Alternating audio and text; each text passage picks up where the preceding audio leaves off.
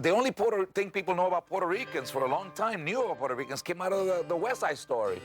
That couldn't have been written by an Hispanic or a Puerto Rican. You cannot go to a Puerto Rican community, 3 o'clock in the morning, call for Maria, and only have one window open.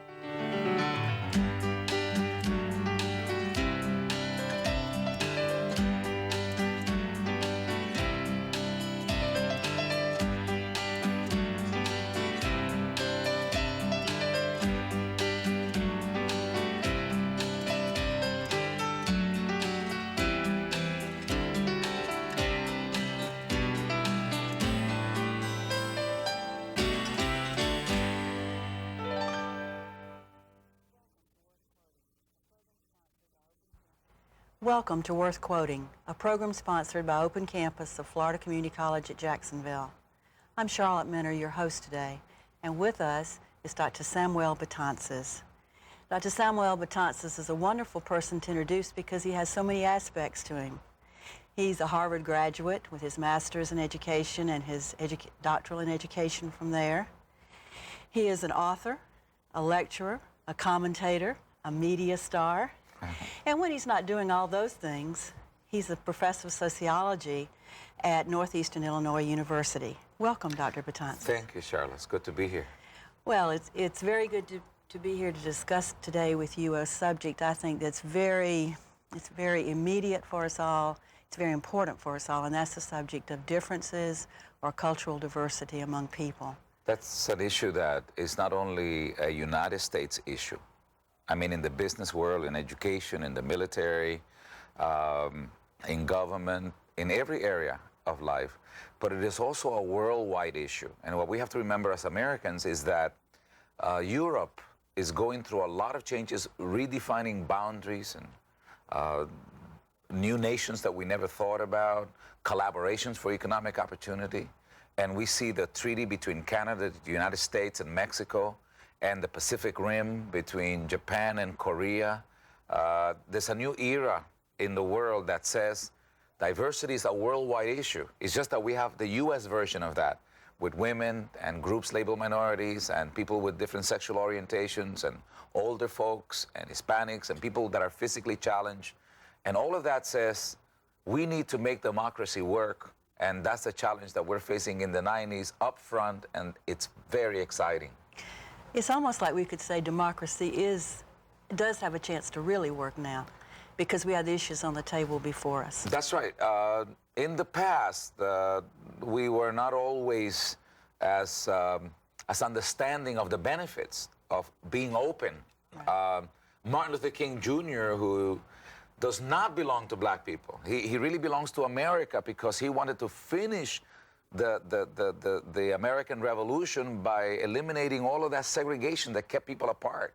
So thank you, African Americans, but he really belongs to the United States as a force that really challenges us to finish the work of making equality work, and diversity may just be the engine that can bring democracy to us.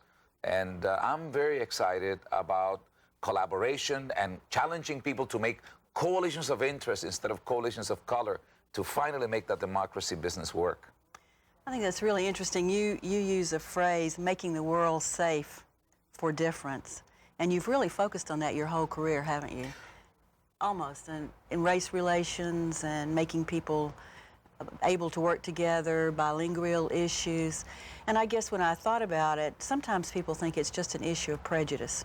It's just an issue of, there's something about you that I don't like, I don't know. How do we begin to move people into a larger arena to see that it's not just an issue of a prejudicial issue, but it is an issue of understanding each other? Yeah, diversity is not about being kind, taking a black person to lunch or being kind to an Hispanic or whatever. It's about the United States. It's about all of us. It's about the fact that there is diversity of every kind. We got more black people in this country than there are people in the whole country of Canada. There are about 12 million to 18 million, depending on how you count, people of Italian-American descent in this country. There are about 1 million Americans of Polish descent that call Chicago their home. There are more people of Irish descent in New York City than there are people of Irish descent in Dublin. And when you leave Manila and Armenia, and when you leave Seoul, Korea, you have to go to LA to find the biggest concentration. And then there are the Arabs in the Detroit, Dearborn area. And now the United States is something like the 5th largest Spanish-speaking country in the world. And then we have the gender and the age and all of that. And we have business issues in a global economy and so forth. So it's not about prejudice and minority relationships. It's about all of us embracing the diverse way in which God has made all of us. And God doesn't make any ugly. No. And I tell white people, if God made you white, praise God. And if God made you black, praise God. And if God made you like me, black and white, praise God twice. So it's not about prejudice. It's about the celebration of the human experience and our challenge that we may be good for ourselves and good for each other in the process of making democracy work and making our society really safe for differences.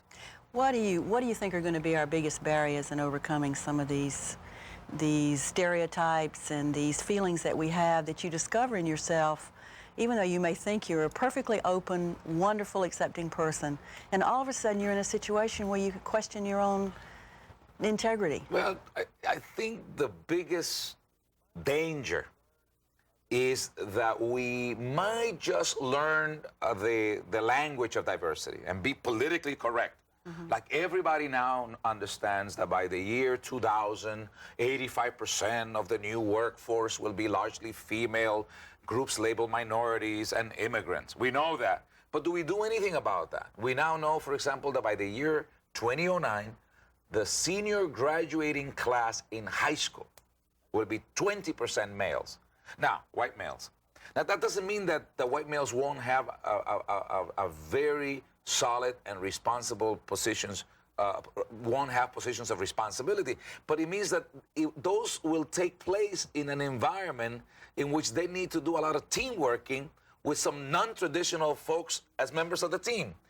The real danger is that we will sort of know the language of diversity, but won't put into practice the kind of hiring and the kind of mentoring and the kind of opening up of structures and promotions that are essential to ensure that when 15 and 20 years from now, the new generation takes over, is really reflective of what we projected to be the diversity in the landscape of the reality in all of our institutions. So let's stop talking about diversity and being politically correct. Let's walk the talk by opening real opportunities and having women presidents and CEOs and in collaboration with people who look like me to make this business work. As an educator, it's my concern of what is the role that you see for education, because obviously that's where it's going to hit first, and schools will be asked to be the leaders in this. In education, there are 3 things we have to do.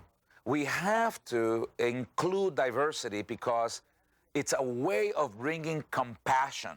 There has to be a connection between the head and the heart so that we can really have people who really are competent and skilled, but who are also compassionate and have commitment. And people who are sentimental, but who can also be critical thinkers. And I think diversity provides an opportunity for us to do that. The second piece that we have to do is we have to make sure that the returning adults into the community college and into the colleges of our nation, the people that come from non-traditional backgrounds who feel a little bit intimidated, when you have a college that the average age is 29, a lot of urban folks and a lot of people who come through the GED and other means, sometimes you have people who are academically proficient in competition with people who are not academically proficient. Those instructors better get down to business and sort of figure out what people don't know and not fail them for not knowing what they haven't been taught, but to really find out what they don't know so that you can sort of teach them and motivate them and inspire them. And the other piece is we must empower people to learn how to reject rejection instead of rejecting themselves and each other. If I'm not happy about the color of my skin, I'm sure not going to be happy about the color of yours. We need to also include in our curriculum the kind of of discovery paths into ourselves so that we might accept and celebrate ourselves and realize, hey, black is beautiful, and that doesn't mean that white is ugly. Women, you don't have to change your gender, but help us tear down systems that benefit men at the expense of women. And men, white males, thank you for building the house of abundance, but you can't do it alone anymore. It's a sort of a spirit of win-win-win, and of collaboration, and of dignity, and a profound respect for the human condition. Well, let me ask you, the educational system is based quite a bit on competitiveness and not teamwork. The Right. individual, I make an A, I get the only A, you make a B, you make a C, I'm the best. And the best colleges look at people the same way. What do we need to do to foster that teamwork you're talking about, that blanket, that beautiful quilt? Well, you need to bring in some training for a lot of these teachers to understand that they were not hired to fail people. They were hired to empower people with knowledge. Teachers have to give examinations, and I don't mean true and false and multiple choice and guess and fill in the blank nonsense. I mean, find out what people don't know. Give them an examination. Come back all excited and say, I got great news for you. You got an F. So why are you so happy? Because now I know what you don't know. Now I can get to teach you what you need to know. And I got somebody here with an A. I'll tell you what, you won't have to take your final examination, but take the person who got an F and make sure they get a C or better, and you'll get an A. And as far as I'm concerned, all of my students can get A's. And they can't fire me. I got tenure. There needs to be a revisiting and we need to honor great teachers. And great teachers do not need to fail anyone. It just may take some folks a little longer to get there, but as long as we get there, then we should honor that. It's too bad that sometimes we're under some pressure by our peers to prove that we're not easy and no one's going to get away with anything. Well, make sure they don't get away with anything, but let's make sure that you don't get away with anything either. Make sure that you're responsible for making sure you people get through. So fine, have a committee on recruitment and retention, but also add a committee on graduation so that they can get through. Okay. That's a great idea. It'll be a great challenge for us because, once again, we go back to our own mindsets. And I think about that in terms of business. The impact that this diversity is going to have on business. You're talking about our workforce, and that 80% of our workforce entering in the next century is going to be That's right. of what we classify as minorities today, who will really be the majority.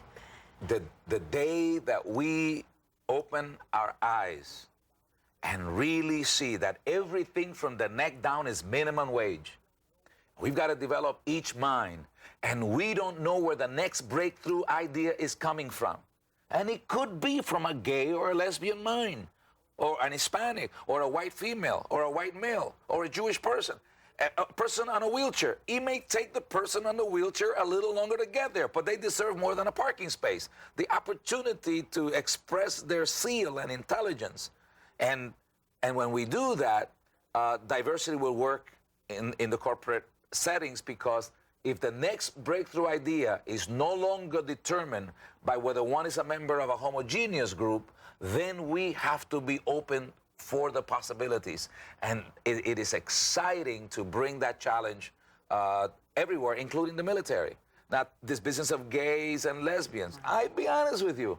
I grew up, my grandfather was one of those Christian people who said that homosexuality is unnatural. God made Adam and Eve and not Adam and Steve.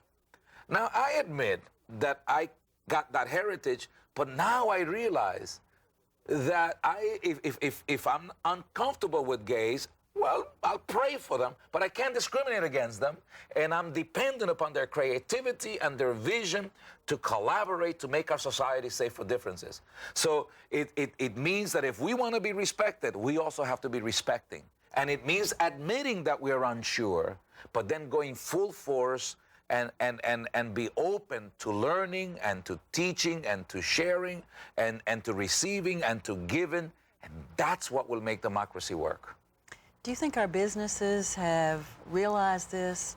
In our feelings at the college, we're finding that businesses are becoming more aware of the need, at least on the surface, to be prepared for this new workforce? Businesses are talking TQM, Total Quality Management. But my challenge to business is also talk TQR, Total Quality Respect. Total Quality Management came from Japan, from an old American in his 90s who took those ideas there in the 40s when women and minorities did not have a significant role to play. Even though women played a significant role during World War II, they were sent back to their houses after the war. And my challenge is Japan cannot be our role model because Japan is literally full of Japanese people. It's a homogeneous society.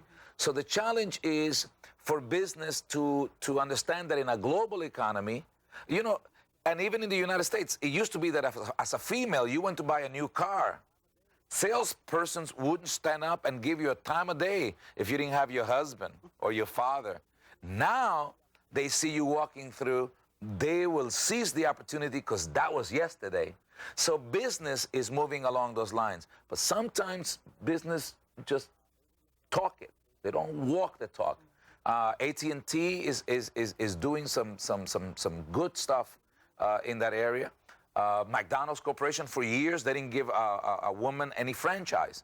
Then some of them got divorced. The husband had 4, and they now have 2 that they inherited from that process, or somebody died, and they inherited that. And all of a sudden, McDonald's Corporation realizes that they were touting themselves as the friend of the family and of the housewife, and they didn't even allow women to own McDonald's. They now realize they have to, and they're open to that. So business is beginning to really aggressively pursue TQM and empowerment. What they must understand that the engine that drives that ought to be diversity and total quality respect.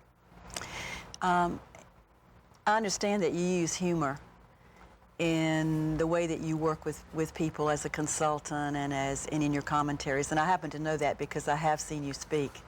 And can you tell us a little bit how you use that? Yeah, humor. Humor is sort of the candy that makes the medicine go down to release tension in my speech. So I actually went to nightclubs and I've done comedy, and I've read a great deal. I read about 54 books on humor to distinguish between jokes and humor. But one of the things that I've done in one of my classes, for example, is that I asked people to bring me 7 funny jokes. And I don't care whether they were about Polish people being dumb, and about Irish people being drunk, and about Hispanic not being allowed by NASA to be in the space capsule because they didn't want the space capsule honking the horn all the way to the moon, or it could be about the jokes about the Polish lesbian who liked men. What I was interested in is finding your humor. And then I took it, and then I asked them, after I gave a series of lectures and documentaries on the challenge of diversity and conflict and the Rodney King incident and the riots in LA. And then I said to them, what are your best hopes for America? If you rule the world, what would relationships be between gay and straight and young and old and Hispanic and non-Hispanic and Jew and Gentile and so on? And they immediately began to write about they hoped that there would be unity and that there would be collaboration and that there would be no sexism and that the physical challenge would be given an opportunity. And they really got into this fit of democracy and equity. What I did is I took my student assistant and myself, and we began to connect their best jokes with their best hopes. And usually what they were doing is talking about their best hopes here, abstractly, but their jokes really were an abomination to their best hopes. And then I gave it back to them, and I would ask them, why is there a mismatch between your best hopes and your best jokes? Why do you destroy with your feet what you build with your hands? And how are you going to be consistent? And when are you going to walk the talk in your laughter that you claim to be about when you dream and hope for a better world? And those were very learning situations in which humor became an asset.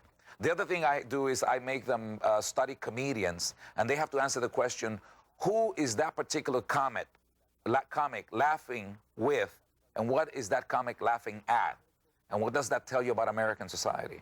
And so humor is a valuable asset in our quest to build collaboration, dignity, and respect and democracy in the workplace.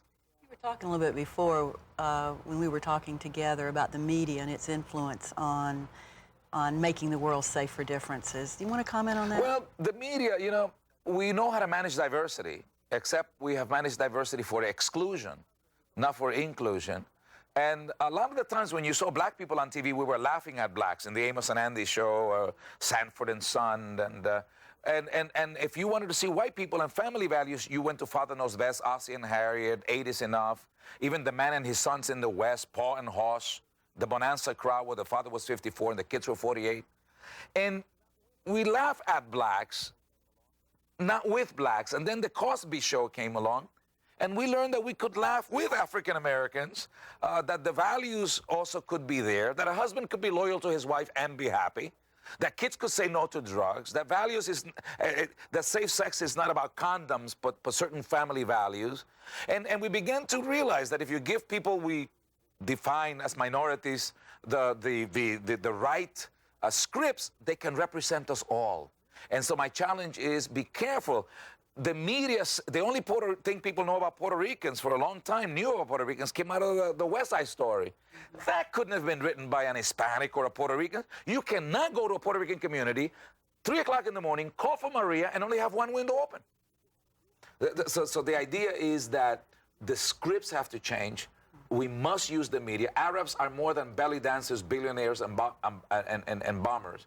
And together and collectively, the media cannot continue to be this toxic waste that we hear a great deal about. It must also do what we're doing, dialogue with real people about real issues in collaboration to make our society freer and healthier and stronger than when we found her. You inspire me. Do you think that there is any other nation that's as concerned with this as we are? You mentioned Japan being a homogeneous society. America with its principles of democracy. Well, we do focus a lot of attention on this, and we know the reality of it, the economic reality, if nothing else. Yeah, the Japanese are challenged because they're in an island, they're homogeneous, and they don't think they have to deal with it. They have to provide leadership in the world. Israel, I guess if Israel was not always with the threat at war, there would be a lot of other conflicts that they need to get to that they don't have a chance to get to because there's a kind of a forced unity because they feel the tension of what's going on. Sort of like in Croatia and Yugoslavia and the Serbs and all of that, that as long as there are some overpowering issues, people don't get a chance to solve other issues that were left sort of on the table. In the United States, we are confronting those challenges differently than in any other society because we're a heterogeneous society.